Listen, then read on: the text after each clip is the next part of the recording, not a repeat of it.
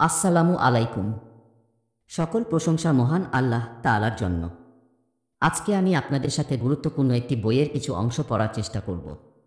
বইটির নাম আর রাহিকুল মাকতুম, যার লেখক শাইখ সফিউর রহমান মুবারকপুরি রাহিমাহুল্লাহ এবং বাংলা অনুবাদক আবুল হাসানাত কাসিম, রিফাত মাহমুদ, আলামিন ফেরদৌস, মুহাম্মদ ফয়জুর রহমান। বইটির প্রথম থেকে ১৪তম পর্ব ইতিমধ্যে চ্যানেলে দেওয়া আছে।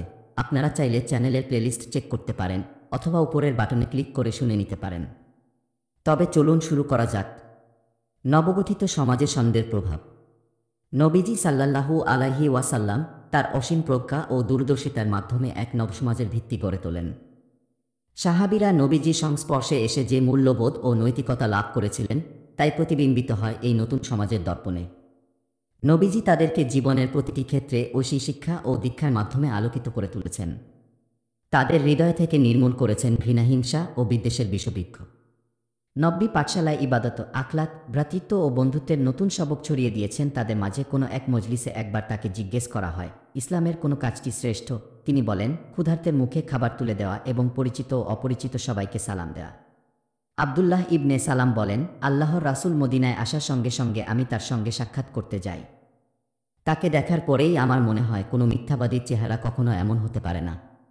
তার জবান থেকে প্রথম যে কথাটি শুনতে পাই, বেশি বেশি সালাম দাও, ক্ষুধার্তকে খাবার দাও, আত্মীয়তা সম্পর্ক বজায় রাখো। মানুষ যখন ঘুমিয়ে থাকে তখন সালাত আদায় করো এবং নিরাপদে জান্নাতে প্রবেশ করো, তাকে প্রায়ই বলতে শোনা যেত।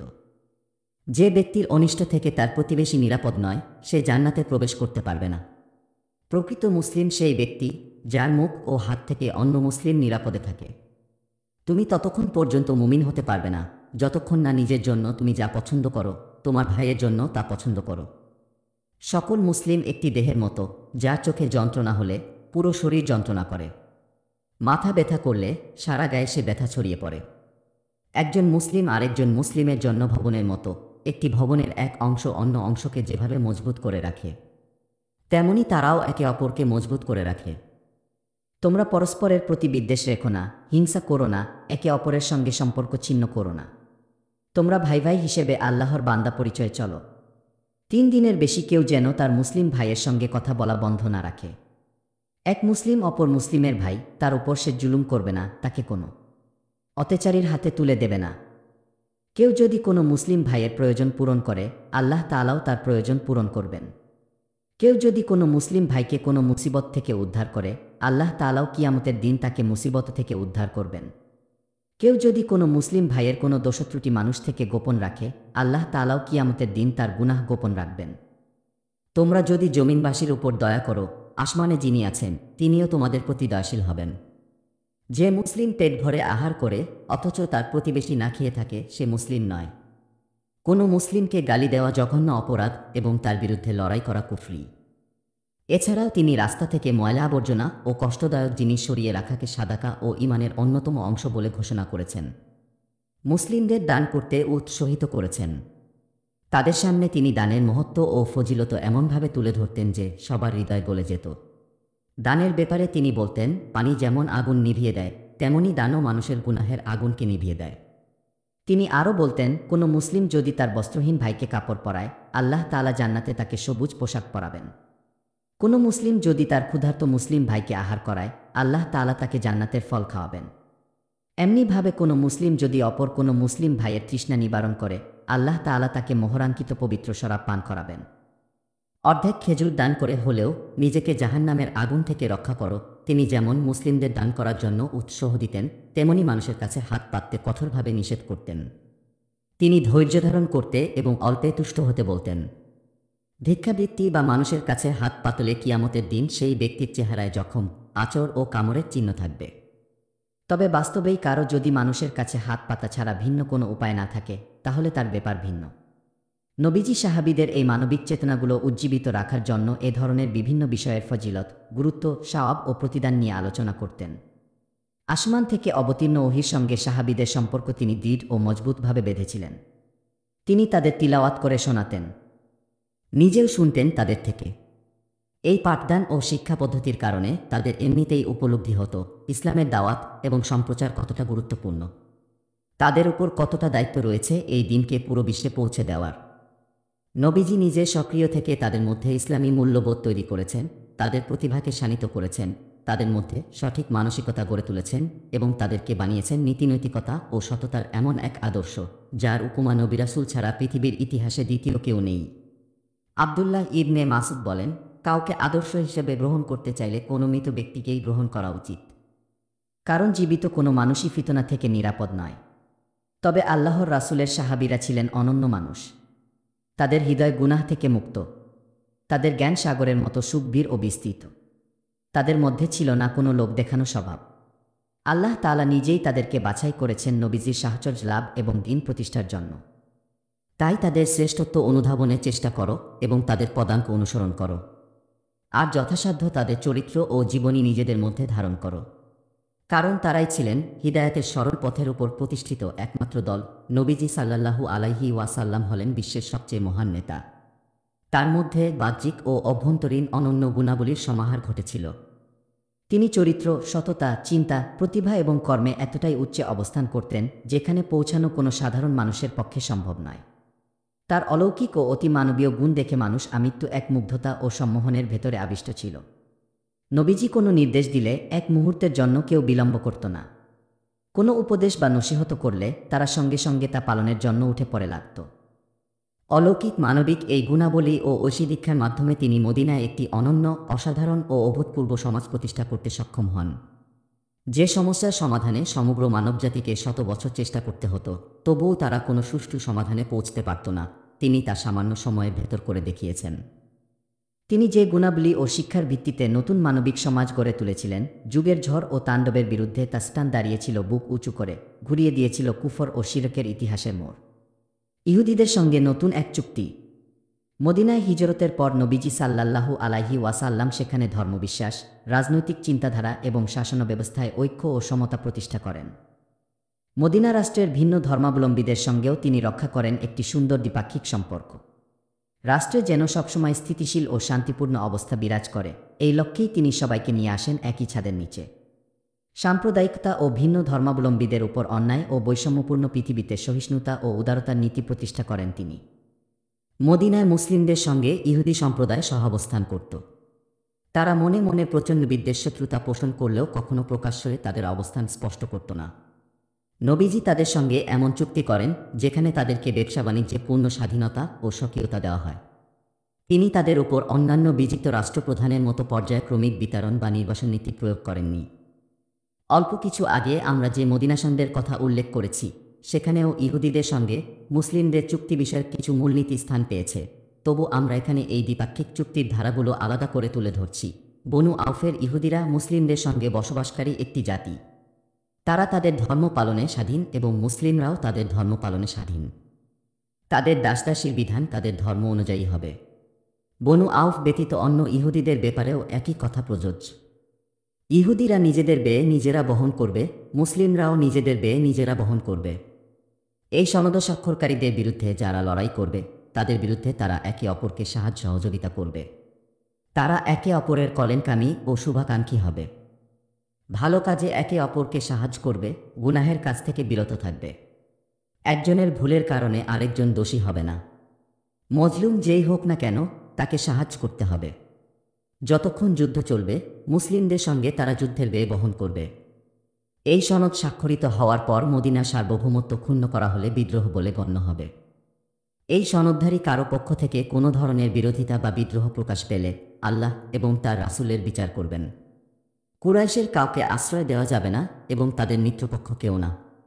যারাই মদিনায় আক্রমণ চালাবে, তাদের বিরুদ্ধে একজোট হয়ে সাধ্য অনুযায়ী প্রতিরোধ গড়ে তুলতে হবে।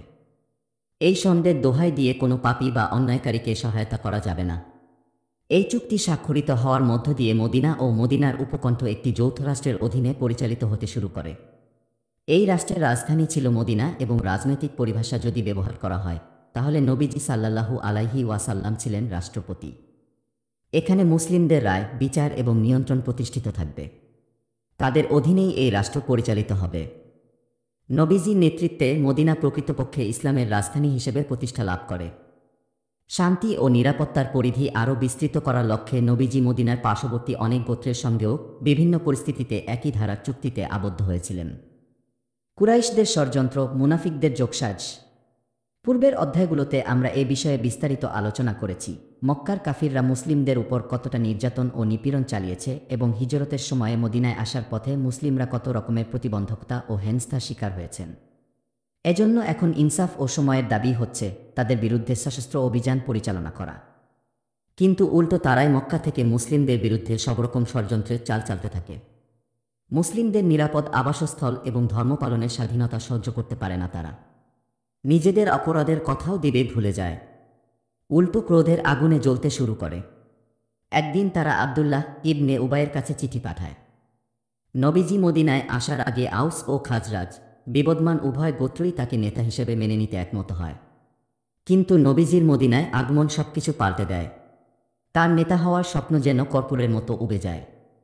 এদিকে তার কাছে কুরাইশরা হুঁশিয়ারি পত্র প্রেরণ করে, তোমরা আমাদের দুশমন মুহাম্মদকে আশ্রয় দিয়েছ। আল্লাহর কসম করে বলছি, তোমরা হয় তার বিরুদ্ধে অস্ত্র ধারণ করবে আর নয়তো তাকে মদিনা থেকে বহিষ্কার করবে। যদি তা না করো, আমরা তোমাদের বিরুদ্ধে অগ্রসর হব। তোমাদের যোদ্ধাদের জবাই করব এবং তোমাদের নারী ও শিশুদের বানাব দাসী। কুরাইশদের এই পত্র পেয়ে আব্দুল্লাহ ইবনে উবাই তৎপর হয়ে ওঠে। নেতৃত্ব হারানোর কারণে আগ থেকেই নবীজির প্রতি তার মনে প্রচণ্ড বিদ্বেষ ছিল। এবার তাদের এই পত্র তাকে আরও উত্তেজিত করে তোলে। আব্দুর রহমান ইবনে কাব বলেন, এই পথ আব্দুল্লাহ ইবনে উবাইয়ের কাছে পৌঁছলে সে তার অনুসারীদের নিয়ে যুদ্ধ প্রস্তুতি শুরু করে। নবীজিও তাদের এ ব্যাপারটা জানতে পারেন। তিনি তখন নিজেই গিয়ে তাদের সঙ্গে দেখা করে বলেন, শুনেছি কুরাইশরা নাকি কঠিন হুমকি দিয়ে তোমাদের কাছে পত্র পাঠিয়েছে, যা তোমাদের আত্মমর্যাদায় প্রচণ্ড আঘাত করেছে। মনে রেখো, তোমরা এই যুদ্ধের কারণে নিজেদের যতটা ক্ষতির মুখে ফেলবে, তার চেয়ে কুরাইশরা তোমাদের বেশি ক্ষতি করতে পারবে না। তোমরা কত নির্বোধ! নিজেদের পরিবার পরিজন এবং নিজেদের ভাইদের বিরুদ্ধে অস্ত্র ধারণ করতে যাচ্ছ। নবীজির এসব কথায় তাদের মধ্যে ফাটল ধরে যায়। তাদের অধিকাংশই তখন যুদ্ধে জড়িয়ে যাওয়ার মতো বোকামি করা থেকে হাত গুটিয়ে নেয়। পরিস্থিতি দেখে আব্দুল্লাহ ইবনে উবাই যুদ্ধের চিন্তা থেকে সরে আসে। তবে সে কুরাইশের সঙ্গে গোপনে যোগাযোগ চালু রাখে। মুসলিম ও মুশরিকদের মধ্যে বিবাদ তৈরির সামান্য সুযোগও সে হাতছাড়া করত না। অন্য ইহুদিদেরকেও সে এই কাজে নিজের সঙ্গে নেয়।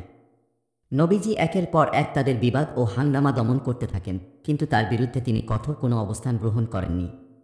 এটা ছিল নবীজির প্রজ্ঞাপূর্ণ একটি সিদ্ধান্ত। মসজিদুল হারামে উত্তপ্ত বাক্য বিনিময়। সাদ ইবনে মুআজ রাজিয়াল্লাহু আনহু উমরার উদ্দেশ্যে রওনা হন। মক্কায় প্রবেশের পর উমাইয়া ইবনে খালফের কাছে আশ্রয় নেন তিনি। উমাইয়াকে বলে রাখেন, কাবা চত্বর নির্জন থাকলে আমাকে নিয়ে যেও, আমি তাওয়াফ করব। ঠিক দুপুরের সময় যখন চারিদিকে উত্তপ্ত লু হাওয়া, ঠিক তখন তিনি তার সঙ্গে বের হন। পথে ঘটনাক্রমে আবু জাহলের সঙ্গে দেখা হয়ে যায়। উমাইয়ার সঙ্গে অপরিচিত একজনকে দেখে এসে জানতে চায়, আবু সাফওয়ান, তোমার সঙ্গে কে এসেছে? উমাইয়া সাদের পরিচয় দিলে আবু জাহল সাদকে উদ্দেশ্য করে বলে, ধর্মত্যাগীদের আশ্রয় দিয়ে ভালোই তো এখানে তাওয়াফ করে বেড়াচ্ছ। শুনেছি তোমরা নাকি তাদের সাহায্য করতেও সদা প্রস্তুত। আজ যদি তুমি আবু সাফওয়ানের উমাইয়ার সঙ্গে না থাকতে, তাহলে অক্ষত অবস্থায় পরিবারের কাছে ফিরে যেতে পারতে না। তার ধমক শুনে তিনিও কঠিন হুঁশিয়ারি দিয়ে বলেন, সাহস থাকে তো আমার গায়ে হাত তুলে দেখো একবার। মনে রেখো, আমাকে বাধা দিলে তুমি ধারণার চাইতেও বেশি ক্ষতির মুখে পড়বে। আমি তোমাদের মদিনার পাশ দিয়ে বাণিজ্য কাফেলার যাতায়াত চিরতরে বন্ধ করে দেব। মক্কা থেকে কুরাইশদের হুমকি। কুরাইশের কাফিররা মক্কা থেকে মুসলিমদের উদ্দেশ্যে পত্র প্রেরণ করে, তোমরা মনে করো না ইয়াসরিবে পালিয়ে বেঁচে গেছ। আমরা অচিরেই আসব তোমাদের শেকড় উপরে ফেলতে, তোমাদের ভূমিতেই আমরা তোমাদের কচুকাটা করব। এই হুমকি ধমকি ও হুঁশিয়ারি বার্তা নিছক কথার কথা ছিল না। তাদের থেকে যে বড় ধরনের ষড়যন্ত্র করা হতে পারে, নবীজি সেটা আগে থেকেই জানতেন। তাই শুরু থেকেই তিনি ছিলেন সতর্ক। নির্ঘুম রাত কাটাতেন তিনি। সবসময় থাকতেন সাহাবীদের নিশ্ছিদ্র পাহারার ভেতর। আয়শা বলেন, আল্লাহর রাসূল মদিনায় যেদিন আগমন করেন, সেদিন থেকেই তিনি নির্ঘুম রাত কাটাতেন। অবশেষে একদিন তিনি জিজ্ঞেস করেন, আমার সাহাবীদের মধ্যে এমন কি কেউ নেই যে কিনা আমাদের পাহারা দেবে? এরই মধ্যে আমরা অস্ত্রের রিমঝিম শব্দ শুনতে পাই। আল্লাহর রাসূল জিজ্ঞেস করেন, কে বাইরে? উত্তর আসে, আমি সাদ ইবনে আবি ওয়াক্কাস। আল্লাহর রাসূল তাকে দেখে একটু অবাক হন। জানতে চান, কি মনে করে তুমি পাহারা দিতে এলে? তিনি বলেন, আমার কেন যেন ভয় হচ্ছে আপনার কোনো ক্ষতি হতে পারে, আর তাই আমি অস্ত্র নিয়ে চলে এলাম। তখন আল্লাহর রাসূল খুশি হয়ে তার জন্য দোয়া করেন।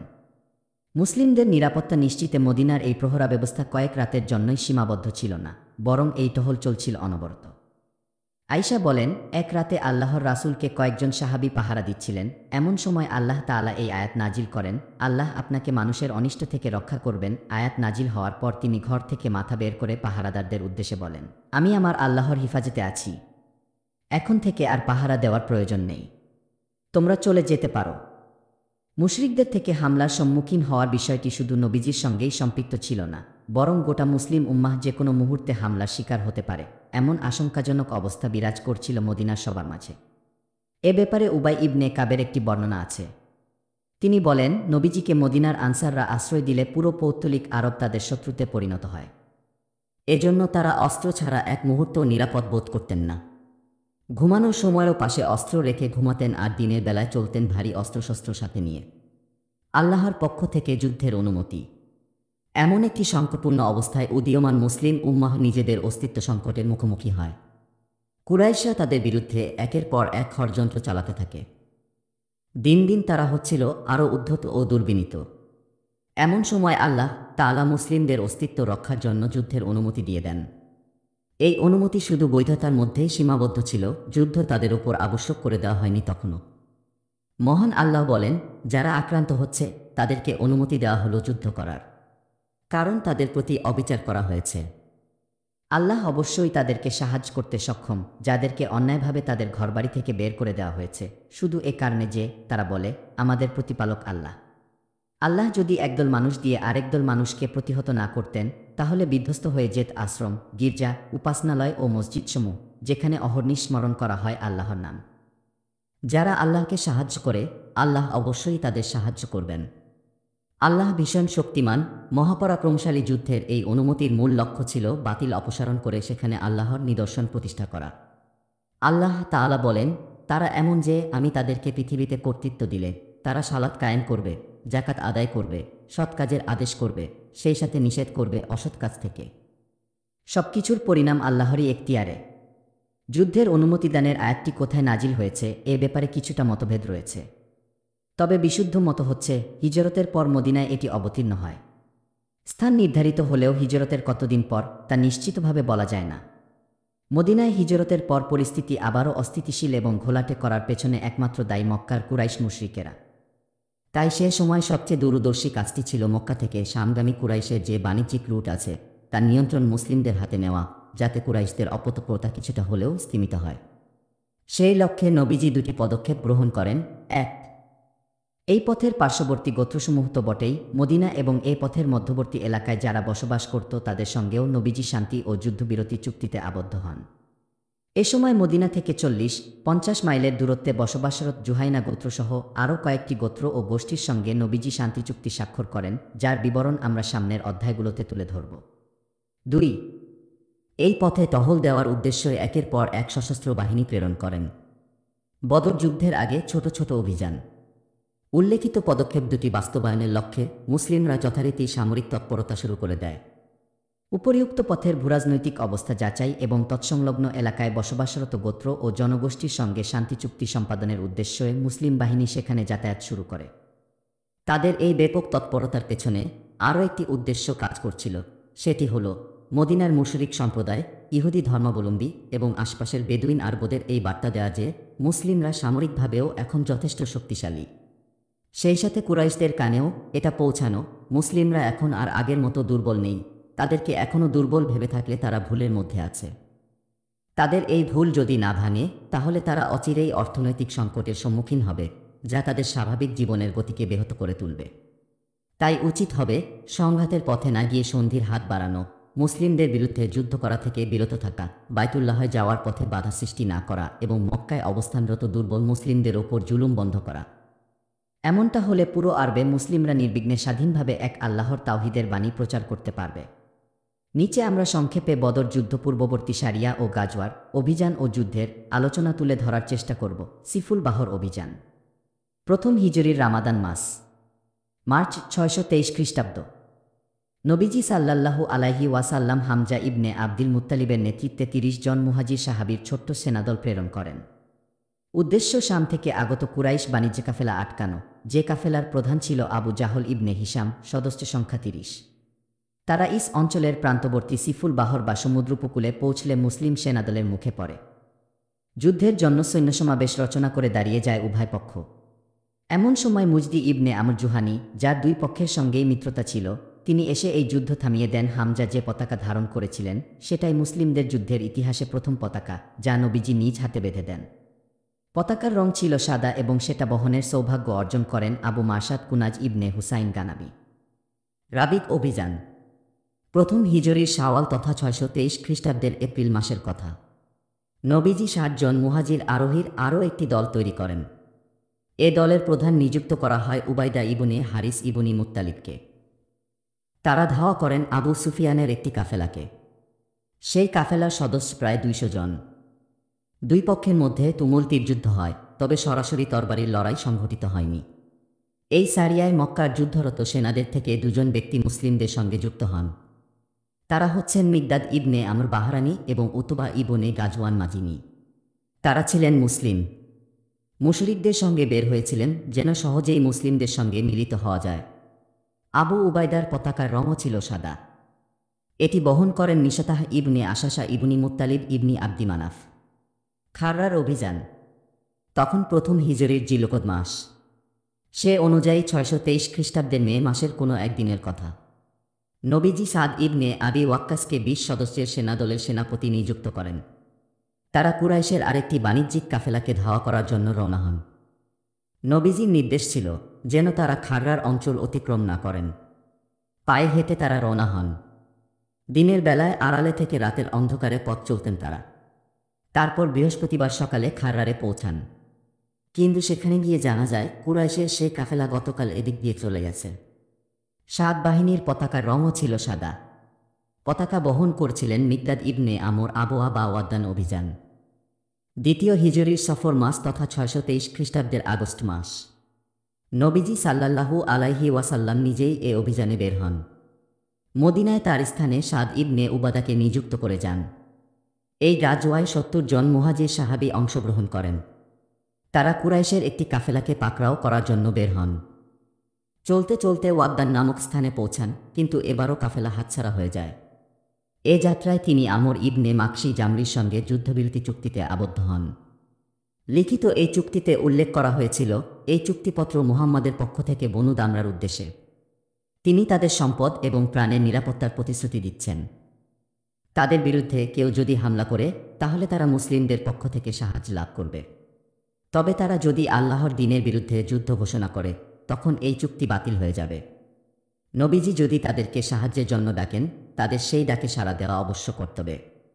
নবীজির যুদ্ধযাত্রা এই অভিযানের মাধ্যমেই সূচিত হয়। এই প্রথম তিনি নিজে যুদ্ধের উদ্দেশ্যে মদিনা থেকে বের হন।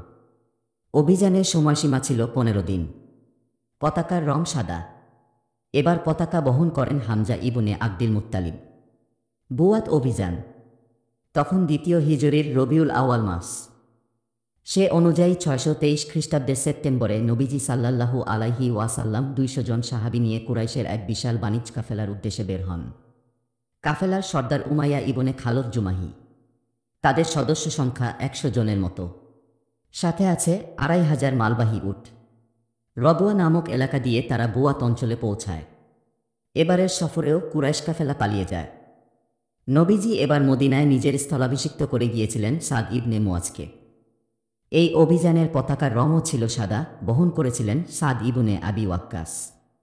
সাফওয়ান অভিযান। দ্বিতীয় হিজরির রবিউল আওয়াল মাস তথা 623 খ্রিস্টাব্দের সেপ্টেম্বরের দিকের ঘটনা। কুরুজ ইবনে জাবির ফিহরি মুশরিকদের ছোট একটি বাহিনী নিয়ে মদিনার চারণভূমিতে হামলা চালায় এবং কিছু গবাদি পশু লুট করে নিয়ে যায়। তাদের ধাওয়া করতে নবীজি সাল্লাল্লাহু আলাইহি ওয়াসাল্লাম 70 জনের একটি দল নিয়ে বের হন। তারপর শত্রুদের হ্যাকাতে হ্যাকাতে অবশেষে বদরের নিকটবর্তী সাফওয়ান উপত্যকায় এসে থামেন। এবারও মুশরিক বাহিনী পালাতে সক্ষম হয়। এই অভিযানেও কোনো সংঘর্ষ হয়নি। একে বলা হয় প্রথম বদর যুদ্ধ। এবার মদিনার দায়িত্ব দেওয়া হয় যায়েদ ইবনেল হারিসার কাঁধে। পতাকার রং ছিল সাদা। বহন করেছিলেন আলী ইবনে আবি তালিব রাজিয়াল্লাহু আনহু। জুল উসাইরা অভিযান। সময়টা দ্বিতীয় হিজরির জুমাদাল উলা ও উখরা। সে অনুযায়ী 623 খ্রিস্টাব্দের নভেম্বর ও ডিসেম্বর মাস। নবীজি সাল্লাল্লাহু আলাইহি ওয়াসাল্লাম 150 জন, অনেকের মতে 200 জন মুহাজির যোদ্ধা নিয়ে বের হন। এই যুদ্ধে অংশগ্রহণ ছিল স্বেচ্ছাধীন। কারো ওপর কোনো বাধ্যবাধকতা নেই। 30টি উট নিয়ে তারা বের হন, সাহাবীরা পালাক্রমে উঠে চড়েন। তাদের লক্ষ্য মক্কা থেকে শামের উদ্দেশ্যে যাত্রা করা মুশরিক কাফেলা। এ কাফেলায় কুরাইশদের ব্যবসায়ী পুঁজি ছিল বেশ। নবীজি সাহাবীদের নিয়ে জুল উসাইরাতে পৌঁছেন।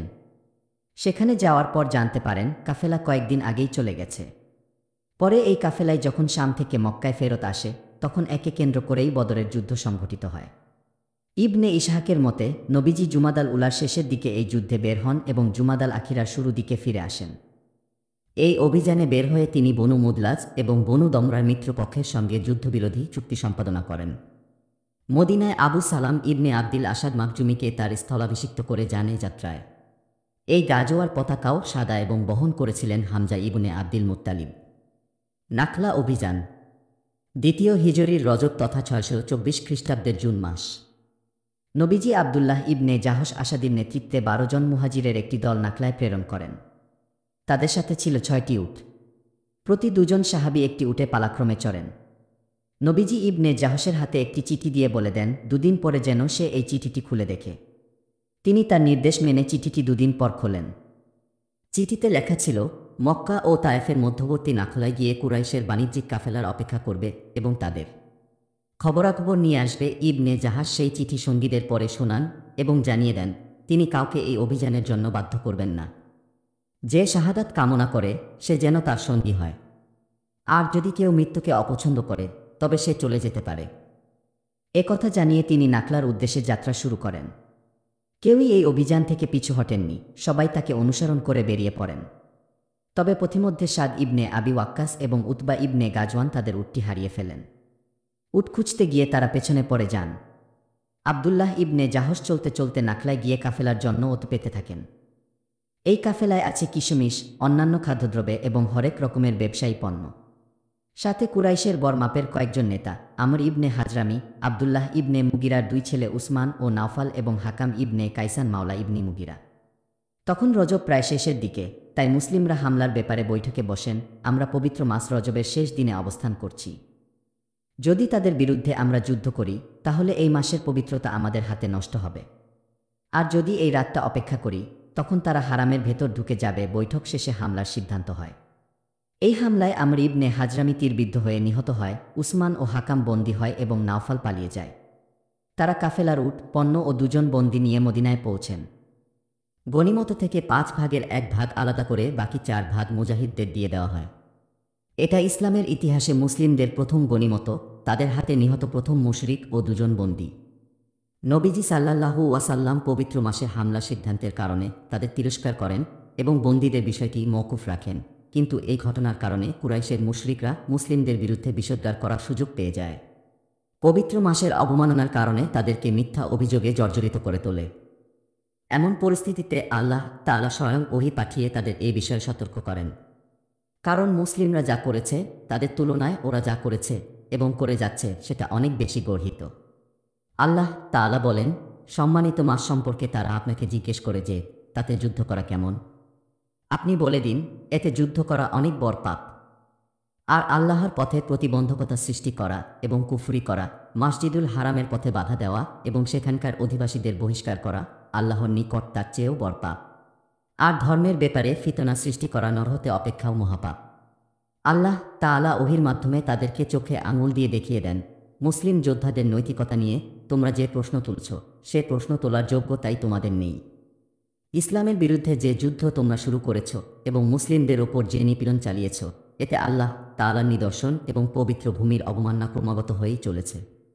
মুসলিমরা তো পবিত্র ভূমিতে শান্তিতেই বাস করছিল, কিন্তু তোমরা যখন তাদের সম্পদ ও প্রাণ নিয়ে চিনিমিনি খেলতে শুরু করলে, এমনকি পবিত্র ভূমিতে হারামের ভেতর তাদের নবীকে পর্যন্ত হতে করার জঘন্য ষড়যন্ত্রে মেতে উঠলে, তখন কি এই ভূমির পবিত্রতার অবমাননা করা হয়নি?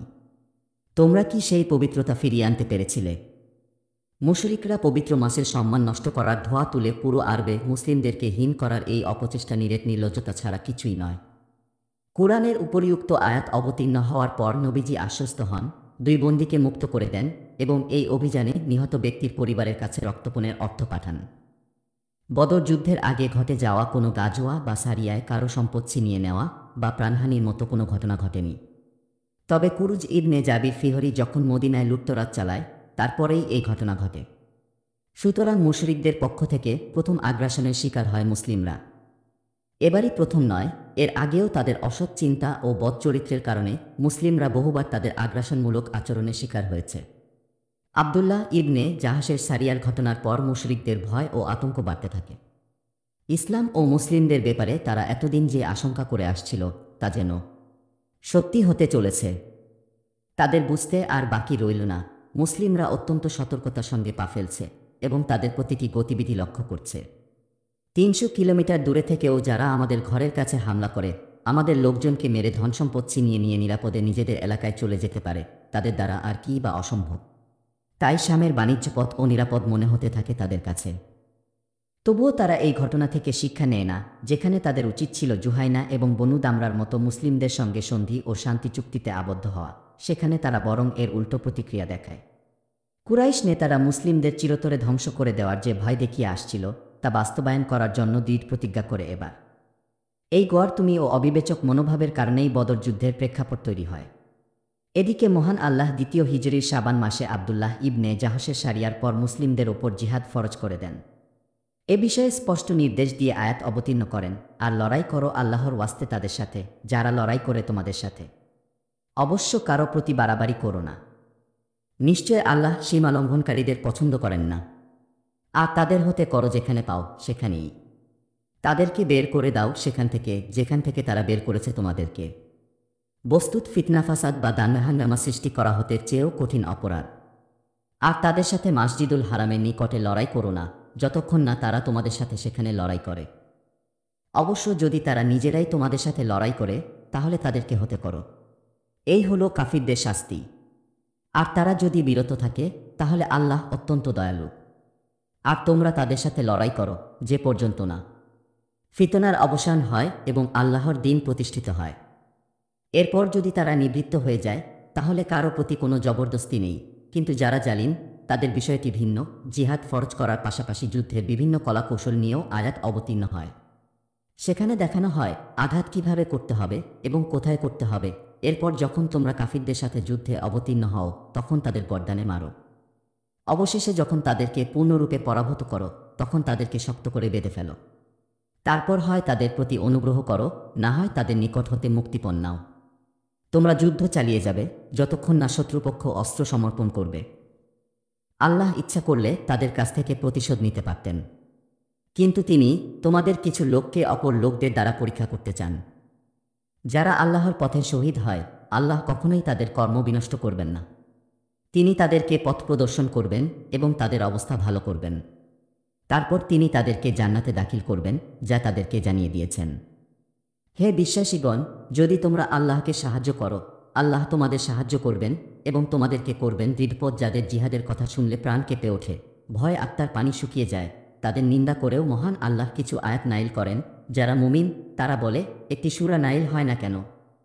তারপর যখন কোনো দ্ব্যর্থহীন সূরা নাইল হয় এবং তাতে জিহাদের কথা উল্লেখ করা হয় তখন যাদের অন্তরে রোগ আছে আপনি তাদের মৃত্যু ভয়ে মূর্ছাপ্রাপ্ত মানুষের মতো আপনার দিকে তাকিয়ে থাকতে দেখবেন। সুতরাং ধ্বংস তাদের জন্য। তখনকার সেই উত্তপ্ত পরিস্থিতির দাবিই ছিল সর্বাত্মক যুদ্ধের জন্য নিজেদের প্রস্তুত করা, তারপর প্রশিক্ষণ নেওয়া এবং নিজেদেরকে সর্বদা জিহাদের জন্য উজ্জীবিত রাখা। একজন চোখস ও দূরদর্শী সেনাপ্রধান এ ধরনের পরিস্থিতিতে জরুরি ভিত্তিতে তার বাহিনীকে প্রস্তুত রাখেন। আর আল্লাহ তাআলা কি সর্বজ্ঞ নন? তিনি কি মুসলিমদের এমন সময়ও জিহাদের দিক নির্দেশনা দেবেন না? মক্কা ও মদিনার মধ্যে এখন টান টান উত্তেজনা বিরাজ করছে। যে কোনো সময় ঘটে যেতে পারে তুমুল রক্তক্ষয়ী সংঘর্ষ। আবদুল্লাহ ইবনু জাহশের নেতৃত্বে পরিচালিত হামলায় মুশরিকদের আত্মমর্যাদা ক্ষুণ্ণ হয়েছে, বেশ কঠিন আঘাত পেয়েছে তারা। এই যন্ত্রণায় তাদের রাতের ঘুম হারাম হয়ে গেছে। উত্তপ্ত অঙ্গারের ওপর ছটফট করে যেন নির্ঘুম রাত কাটছে তাদের। জিহাদের নির্দেশসূচক আয়াতের অবতরণ এদিকে স্পষ্ট ইঙ্গিত দেয়া, সামনে রক্তক্ষয়ী যুদ্ধের দিন আসছে, যে যুদ্ধে মুসলিমরাই জয় লাভ করবে। কুরআনে মহান আল্লাহর নির্দেশের ধরন থেকে সেটা সহজেই আঁচ করা যায়। মুশরিকেরা যেভাবে তোমাদের বহিষ্কার করেছে তোমরাও সেভাবেই ওদের বহিষ্কার করো। এছাড়াও আল্লাহ বন্দীদের ব্যাপারে বিশেষ আচরণবিধি দিয়েছেন এবং যুদ্ধ শেষ হওয়ার আগ পর্যন্ত ময়দানে কাফিরদের যেভাবে আক্রমণের নির্দেশ প্রদান করেছেন এতে মুসলিমদের বিজয়ের সূক্ষ্ম ইঙ্গিত পাওয়া যায়। এই ইঙ্গিত সূক্ষ্ম হলেও যে কারো চোখেই ধরা পড়বে। তাছাড়া আল্লাহ বিশ্বাসটি একেবারে খুলে বলেননি যাতে সবাই যুদ্ধের সময় নিজের সর্বোচ্চটা দিয়ে লড়াই করতে পারে। দ্বিতীয় হিজরির শাবান মাস, তখন 624 খ্রিস্টাব্দ। আল্লাহ তাআলা বাইতুল মাকদিস থেকে মক্কা অভিমুখে কিবলা পরিবর্তনের নির্দেশ দেন। পরিবর্তনের অজুহাতে ছদ্মবেশী মুসলিম, যারা মুসলিমদের মধ্যে গোলযোগ ও হাঙ্গামা তৈরি করার জন্য ইসলাম গ্রহণের অভিনয় করেছিল, তারা মুসলিমদের দল থেকে সরে গিয়ে আবার ইহুদিদের সঙ্গে যুক্ত হয়েছে। কাবার দিকে কিবলা পরিবর্তনের মাধ্যমে আল্লাহ তাআলা মুসলিমদের ভেতর থেকে বিশ্বাসঘাতক ও মুনাফিক সম্প্রদায়কে বের করে নিয়ে আসেন। সালাতে কিবলা পরিবর্তন নিছক কোনো পরিবর্তন নয়, বরং এখানে সূক্ষ্ম একটি ইঙ্গিত ছিল নতুন যুগের সূচনা হতে যাচ্ছে। মুসলিমরা অচিরেই বাইতুল্লাহ পুনরুদ্ধার করবে এবং সেখানে ইব্রাহিমের আদর্শ বাস্তবায়িত হবে। কুরআনের আয়াতে জিহাদের নির্দেশ ও নির্দেশনা লাভ করার পর মুসলিমদের যুদ্ধের চেতনা ও আগ্রহ আরও প্রবল হয়ে ওঠে। কাফিরদের বিরুদ্ধে রণক্ষেত্রে ঝাঁপিয়ে পড়ার মনোবাসনা দিন দিন তীব্র থেকে তীব্রতর হতে থাকে। সুপ্রিয় শ্রোতা মণ্ডলী, 15তম পর্বের ভিডিও আজকের মতো এখানেই শেষ করছি। 16তম পর্বটি শুনতে আমাদের চ্যানেল ভিজিট করুন। ধন্যবাদ আমাদের পাশে থাকার জন্য।